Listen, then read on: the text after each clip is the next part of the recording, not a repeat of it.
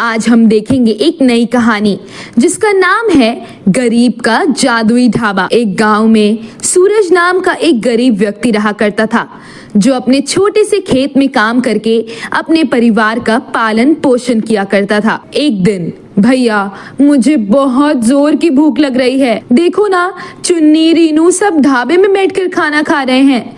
ढाबे से खाने की बड़ी अच्छी खुशबू भी आ रही है। आपको भूख नहीं लग रही है क्या? भूख तो लग रही है बहन, पर हमारे पास इतना पैसा कहाँ है? भैया ये ढाबा ही तो है, कोई 5 स्टार रेस्टोरेंट थोड़ी है ना।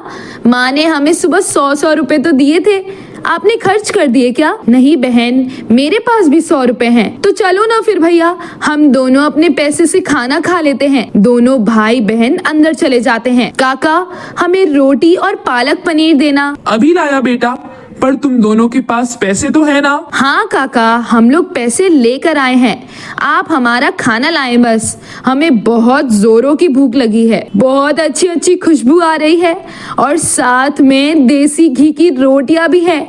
आज तो खाकर मजा ही आ जाएगा। कुछ ही देर में दोनों भाई बहन सारी प्लेट साफ कर जाते हैं और फिर कालू से बोला, कितने पैसे हुए काका? आपने देसी घी की रोटियां और पालक पनीर खाए हैं तो कुल मिलाकर पैसे हुए 1000 रुपए। क्या क्या बकवास कर रहे हैं आप? बकवास नहीं कर रहा हूँ, खाने के पैसे मांग रहा हूँ। अरे ये ढाबा है या 5 स्टार होटल?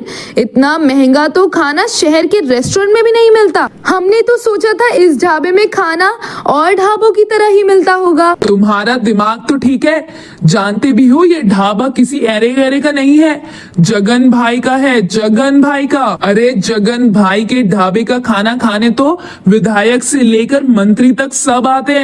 और जब तुम्हारी इस ढाबे में आने की औकात नहीं थी तो फिर यहाँ मुंह उठाकर क्यों चले आए? सीधी तरह से 1000 रुपए दो अब। लेकिन मेरे पास इतने पैसे ही नहीं है।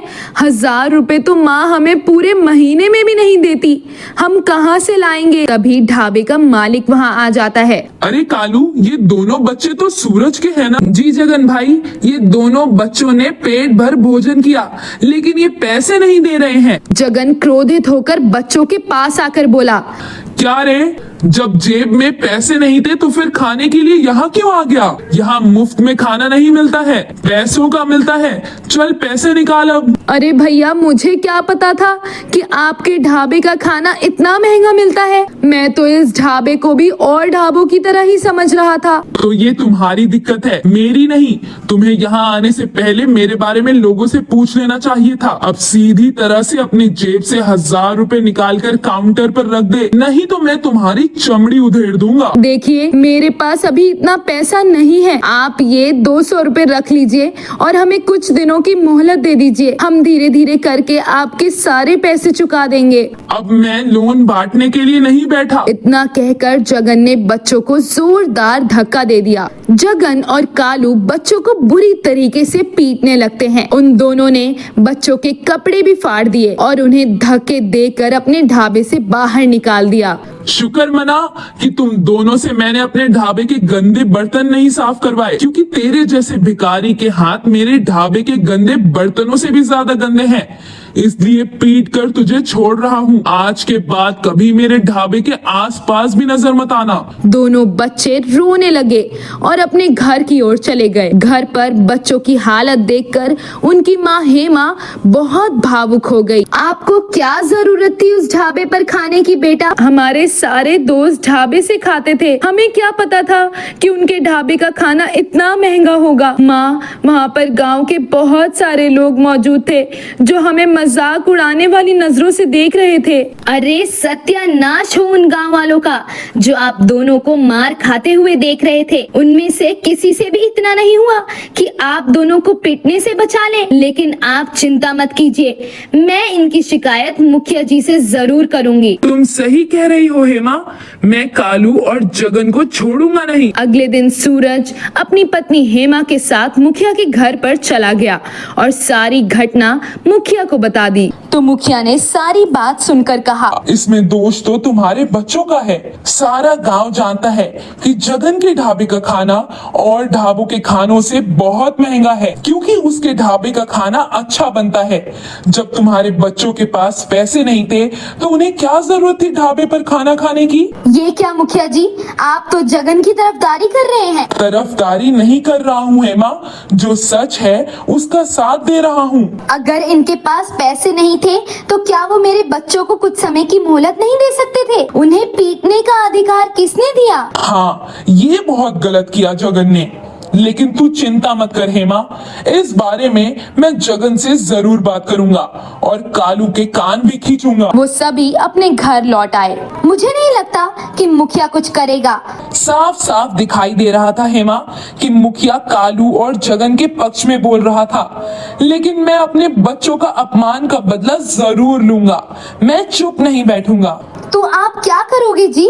आप अच्छी तरह से जानते हैं कि जगन कितना धनवान है और उसके गांव में अच्छी जान पहचान भी है, और आपकी पहचान गांव में सिर्फ एक किसान की है। जो भी हो हेमा, मैं गरीब हूँ तो इसका मतलब ये नहीं कि मैं चुप हो जाऊं।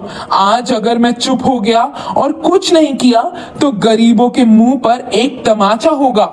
मैं कालू और जगन को दिखा दूंगा कि अगर गरीब अपनी पर आ जाए तो क्या नहीं कर सकता। इतना कहकर सूरज क्रोधित होकर घर से निकल गया। सूरज उस रात घर नहीं लौटता। वो जंगल की ओर चला जाता है और एक पेड़ के नीचे बैठकर गहरी सोच में लीन हो जाता है।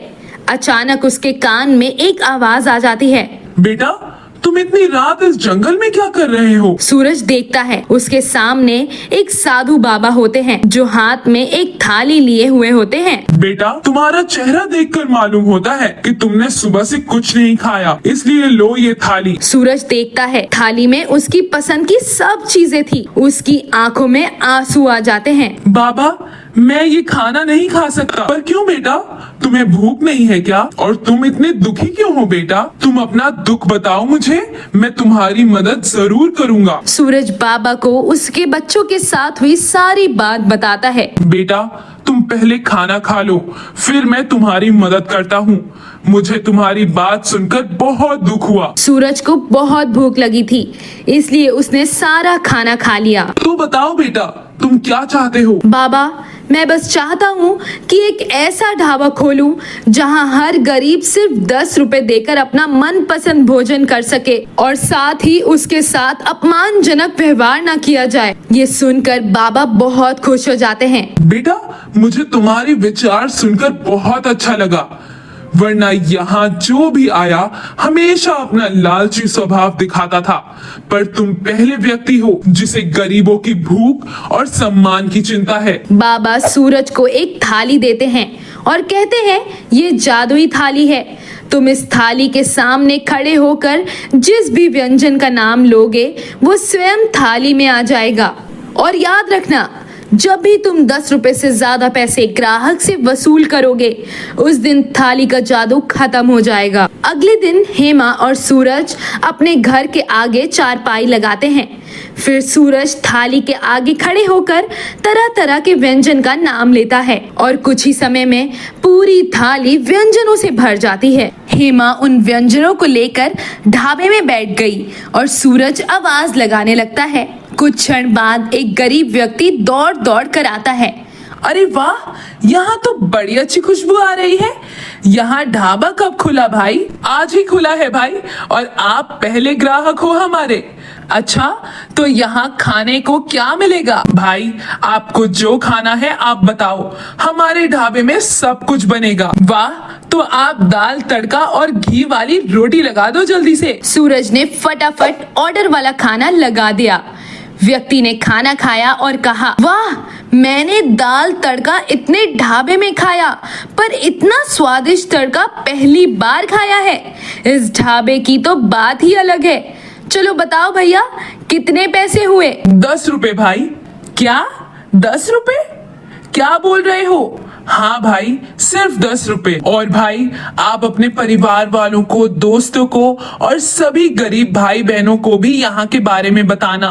सबको मन भर खाना मात्र 10 रुपए में मिलेगा। ये सुनकर वो व्यक्ति बहुत खुश हो जाता है। वो 10 रुपए देकर वहाँ से चला जाता है और सारे गांव में सूरज के ढाबे का ढिंढोरा पीट देता है। देखते ही देखते सूरज के ढाबे में गांव वालों की भीड़ लग जाती है। उधर जगन का ढाबा दिन प्रतिदिन खाली होते जा रहा था। वो परेशान होकर कालू से कहता है, क्या बात है कालू, आजकल हमारे ढाबे में बहुत कम लोग आ रहे हैं। जी जगन भाई, सूरज ने अपना ढाबा खोल लिया है। गांव के सभी लोग वहीं जाते हैं। पर ऐसा क्यों? वहाँ ऐसा क्या है? सूरज अपने हर ग्राहक को 10 रुपए में खाना खिलाता है। 10 रुपए में? 10 रुपए में क्या खिलाता है? हर तरह का खाना वो मात्र 10 रुपए में खिलाता है। इस गांव के सभी लोग, अमीर हो या गरीब, उसके ढाबे में खाने जाते हैं और साथ ही वहाँ का खाना बहुत ही स्वादिष्ट होता है। मैंने भी कल वहाँ खाया था। पर 10 रुपए में वो खाना कैसे खिलाता है? इस महंगाई में कैसे पार लगाता है वो? सुना है उसे जंगल के बाबा ने वरदान दिया है। ये उसी वरदान का फल है। पर कालू, ऐसा चलता रहा तो हमारे ढाबे में ताला लग जाएगा। हाँ जगन भाई, इसी बात की तो मुझे भी चिंता है। जगन भाई, क्यों ना हम उस वरदान को सूरज से ले लें? पर वो कैसे हो पाएगा? जगन भाई, कल जब मैं सूरज के ढाबे पर गया था तब मैंने अपना भेष बदल लिया था ताकि सूरज मुझे ना पहचाने और मैं पता लगा सकूं कि जो प्लेट हम 700 में खिलाते हैं वो मात्र 10 रुपए में कैसे खिलाता है। मैंने देखा उसके पास एक जादुई थाली है और वो जादुई थाली सिर्फ सूरज की ही बात मानती है। क्यों ना हम वो थाली चुरा लें? पर कालू, चुराने से हमें क्या फायदा होगा? वो तो तुम्हारी बात नहीं सुनेगी। क्यों ना हम थाली में जहर मिला दें? ना रहेगा बांस, ना बजेगी बांसुरी। हाँ जगन भाई, ये बहुत बढ़िया रहेगा। कालू और जगन सूरज के ढाबे की तरफ जाते हैं। तभी मुखिया पुलिस के साथ वहां आ जाता है और उन्हें गिरफ्तार करवा लेता है। लेकिन आप हमें किस आरोप में गिरफ्तार करवा रहे हैं? मैं तुमसे मिलने आया था जगन, लेकिन चुपके से मैंने तुम्हारी सारी बातचीत सुन ली थी और इसलिए मैंने पुलिस को सूचित किया। पुलिस को सूरज के ढाबे पर खड़े जगन और कालू के पास से जहर मिलता है। मुखिया जी, आपने बहुत अच्छा किया, वरना पता नहीं कौन सा अनर्थ हो जाता। तभी मुखिया सूरज से कहता है, सूरज, मुझे माफ कर दो मेरे भाई, मुझे अपनी गलती का पछतावा है। क्या मुझे तुम्हारे ढाबे से खाना मिल सकता है? क्यों नहीं मुखिया जी, मैं आपकी पसंद की थाली लगाता हूँ, लेकिन सिर्फ 10 रुपए में। देखते ही देखते सूरज की कमाई दिन दुगनी और रात चुगनी होने लगी, जबकि जगन का ढाबा धीरे धीरे बंद हो गया। अब जगन जेल में बंद था, जबकि सूरज हंसी खुशी अपने परिवार के साथ गरीबों की सेवा कर रहा था। तो दोस्तों, इस कहानी से हमें ये सीखने को मिलता है कि अगर आपका विचार अच्छा रहेगा तो भगवान की कृपा भी आपके साथ रहेगी। आपको हमारी ये कहानी कैसी लगी हमें कमेंट करके जरूर बताइएगा। साथ ही हमारी वीडियो को लाइक और शेयर करना बिल्कुल ना भूलें। अगर आप हमारे चैनल पर पहली बार आए हैं तो इसे सब्सक्राइब जरूर करें और ऐसे ही और कहानियां देखने के लिए आप हमारे फेसबुक पेज को भी फॉलो कर सकते हैं। तो बाय बाय दोस्तों, टेक केयर, मिलते हैं फिर एक नई कहानी के साथ।